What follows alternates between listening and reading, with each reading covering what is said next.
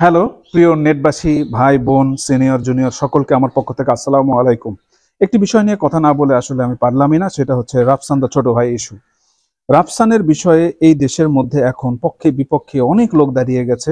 যেখান থেকে যে মেসেজটা আসছে সেটা আসলে খুবই কষ্ট এবং দুঃখজনক ক্রিয়েটরসদের জন্য, কারণ কন্টেন্ট ক্রিয়েশন এমন একটা প্ল্যাটফর্ম হিসেবে, আমি বলবো আশীর্বাদ হিসেবে আমাদের সামনে এসেছে, যেখানে তরুণ যুব সমাজ যারা বেকারত্বে ভুগছেন তারা কিন্তু আজকে আয় উপার্জনের নতুন একটা দিগন্ত তাদের সামনে উন্মোচন হয়েছে। তারা আসলে আয় করছেনও। শুধু তাই নয়, আমাদের মা বোন যারা ঘরে থাকতেন তারাও আজকে কন্টেন্ট ক্রিয়েশনে এসে কিন্তু অর্থ উপার্জন করছে। এতে করে অর্থনীতির চাকাটা কিন্তু সমৃদ্ধি হচ্ছে।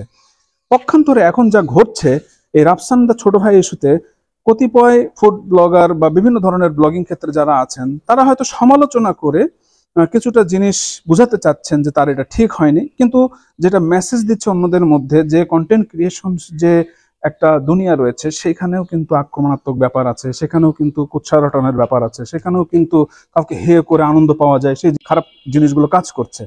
বাট একবার যদি ভেবে দেখেন, আজকে অনেকেই পজিটিভলি দেখলাম যে সে যে গাড়ি কিনেছে, অর্জন করেছে শিক্ষাযোগ্যতা, বা সে যে অবস্থানে আছেন সেটাও কিন্তু হওয়ার জন্য স্বপ্ন দেখে অনেকেই এই কন্টেন্ট ক্রিয়েশনে পা বাড়িয়েছেন। আগে হতো কি হয়, ক্রিকেটার্স দেখে কেউ ক্রিকেটার হতে চাইতো, নায়ক দেখে নায়ক হতে চাইতো, আর কেউ হয়তো বড় কর্পোরেট অফিসার দেখলে কর্পোরেট অফিসার হতে চাইতো। কিন্তু আর কিছু কিন্তু তাদের সামনে এতটা হাইলাইটিং হয়নি যতটা না কন্টেন্ট ক্রিয়েশনে আজকে রাফসান দা ছোট ভাইয়ের মতন আরো অন্যারও যারা উপরে উঠে গেছেন তাদের দেখে কিন্তু চাইছে যে হ্যাঁ আমিও কন্টেন্ট ক্রিয়েশন করব বা কন্টেন্ট ক্রিয়েটরস হব। বাট খুবই দুঃখজনক যে এই যে তার বিপক্ষে যে নিজের সমগোত্রীয় পেশার এক ভাইকে মানে মলেস্ট করা বা তাকে একদম ছোট দেখানো, এরকম হীনমন মানসিকতা দেখিয়ে কিন্তু আমরা আমাদের ক্রিয়েটরস ভাইদেরই ভবিষ্যৎ অনুজ্জ্বল করছি এবং ছোট করছি। কালকে কোনো বাবা মা যদি কন্টেন্ট ক্রিয়েশনে তার সন্তানকে যেতে না দেয়, তাহলে মনে রাখবেন আমরাই দায়ী। কারণ তারা তো বলতেই পারে তুমি কোথায় পেশা করতে যাচ্ছ, যেখানে এই যে দেখো না কিছু একটা ভুল করবা, যেটা তো মানুষ হিসেবে হতেই পারে, কতজন এসে তোমার পার্সোনাল লাইফে কিন্তু অ্যাটাক করে বসবে। আসলে কি ক্রিয়েটরস ভাই হিসেবে আমরা যখন একে অপরের কলিগ, আমাদের কি একে অপরকে অ্যাটাক করা সাজে বলুন? আর এইখানে আমি রাফসান দা ছোট ভাইকে একটা জিনিস বলবো, তুমি ভাই একটা শিক্ষিত ছেলে, একটা ভালো ঘরের সন্তান, তোমার অডিয়েন্স সেগ্রিগেট করতে হবে। তোমাকে জানতে হবে তোমার অডিয়েন্স কিন্তু টিনেজারই শুধু নয়, তোমার অডিয়েন্স অনেক শিক্ষিত লোক রয়েছে, অনেক বুদ্ধিমান ক্রিয়েটরসও রয়েছেন, অনেক কর্পোরেট জগতের বড় বড় দিকপালরাও রয়েছেন। হ্যাঁ, তো তারা তোমার মেসেজটাকে কিভাবে নিচ্ছে এটাকে মাথায় রেখে কিন্তু তোমাকে প্রেজেন্টেশন এবং তথ্য এক্সপোর্ট করতে হবে। হ্যাঁ, কারণ তুমি একটা কথা বললা টিনেজাররা অ্যালাউ করলো, বাট যারা বুদ্ধিমান, যারা আসলে বোঝেন, যারা তথ্যকে ইন্টারপ্রেট করতে জানেন, তারা কিন্তু তার ভুলটা ধরে ফেলবে। তখন কিন্তু তোমার পাবলিক যে সেন্টিমেন্ট রয়েছে, তোমার যে অডিয়েন্স, সেই সেন্টিমেন্টে আঘাত দিয়ে প্রমাণ করে দেবে যে এটা তুমি ঠিক বলনি। তো তোমার মতন মানুষ যদি এমন হয় যে তুমি ঠিক করো না, এটা এস্টাবলিশড হয়ে যায়, সেক্ষেত্রে আমি বলবো এটা তোমার জন্য খুবই খারাপ হবে। আর শুধু তোমার জন্যই নয়, তোমার আশেপাশে যারা আরো এই পর্যায়ের ক্রিয়েটরস রয়েছে তারা এখান থেকে একটা মেসেজ জানি পায় যে আমি যখন কোনো কিছু দেখাবো, আমি যখন কোনো কিছু বলবো, তখন দেখতে হবে এর ব্যাকগ্রাউন্ড স্টাডিটা কত স্ট্রং আছে।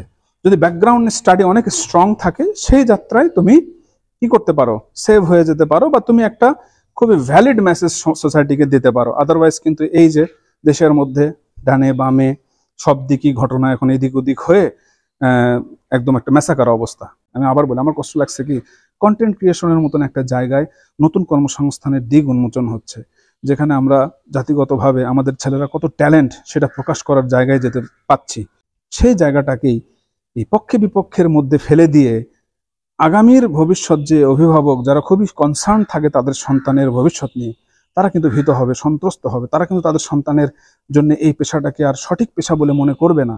এটা সঠিক হচ্ছে না। তো আসুন আমরা আসলে এই জায়গা থেকে একটু সরে আসি, রাফসান দা ছোট ভাইকে একটু সুযোগ করে দিই ওর প্রবলেমগুলো সলভ করার জন্যে।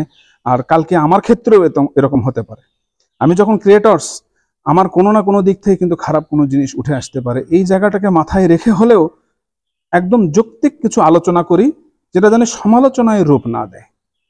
তো আশা করছি আপনারা আমার মেসেজটা বুঝতে পারছেন। আর হ্যাঁ, ভালো কথা বলা মানে দালালি নয়, খারাপ কথা মানে আমি শত্রু সেটা নয়। কথা বলা মানে আমরা আমাদের প্রবলেমটা নিজেরাই সলভ করব, সলভ করে একটা সামাজিক পরিস্থিতি সুন্দর অবস্থানে থাকব, জাতিকে সম্মান এনে দেব, নিজে গর্বিত হব। এই বিষয়টাই মুখ্য। একে অপরের সাথে না লেগে একে অপরের পাশে দাঁড়িয়ে তার সলভ করাতে এগিয়ে যে কালকে আমার প্রবলেমও জানি দ্রুত সলভ হয়, সেই পরিবেশ তৈরি করি। তো আমার কথায় যদি কারো দুঃখ লেগে থাকে, আমি বারবার একটা জিনিস ক্লিয়ার করি, কারো দুঃখ লেগে থাকে, আমি ইচ্ছা করে আপনাকে দিতে চাইনি, হয়তো আমার কোনো জিনিস আপনি ভুল বোঝার কারণে এরকম হয়ে গেছে, তার জন্য আমি পূর্বেই ক্ষমা চেয়ে নিচ্ছি, দুঃখিত। সকলে ভালো থাকবেন। আর আসুন কন্টেন্ট ক্রিয়েশন জগৎটাকে আরো উজ্জ্বল করে তুলি, যাতে আগামীতে আমাদের দেশের মানুষরা বিশ্বব্যাপী একটা ভালো ধরনের সুনাম ছড়িয়ে ফেলতে পারে। ধন্যবাদ। আসসালামু আলাইকুম। আল্লাহ হাফেজ।